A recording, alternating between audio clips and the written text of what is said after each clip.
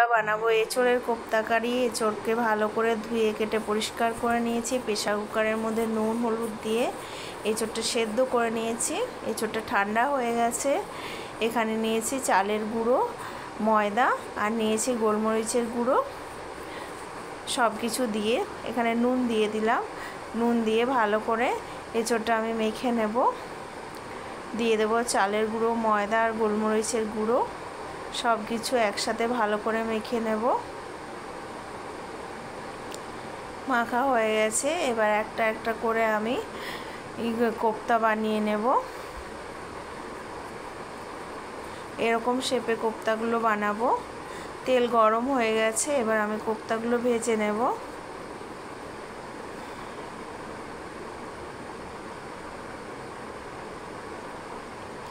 কোপ্তাগুলো লাল লাল করে ভালো করে ভেজে নিতে হবে।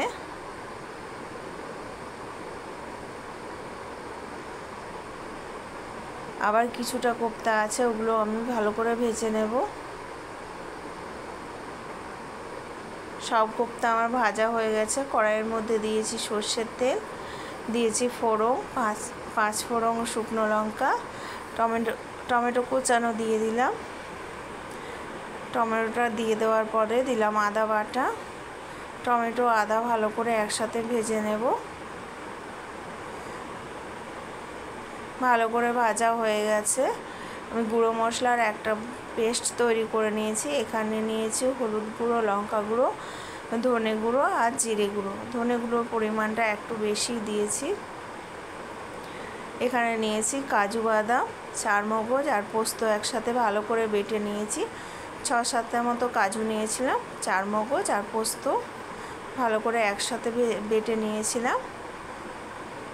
সব কিছু মশলা ভালো করে কষিয়ে নেব।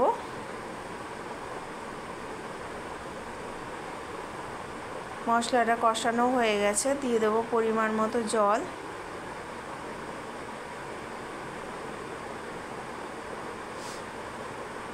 দিয়ে দিলাম পরিমাণ মতো নুন। সেদ্ধ হওয়ার সময় দিয়েছিলাম, আবার কোপ্তা বানানোর সময় দিয়েছিলাম। পরিমাণ মতো দিতে হবে, না হলে নুনে পোড়া হয়ে যাবে। ঝোলটা আমার ফুটে গেছে। এবার ভেজে রাখা কোপ্তাগুলো এর মধ্যে দিয়ে দেব।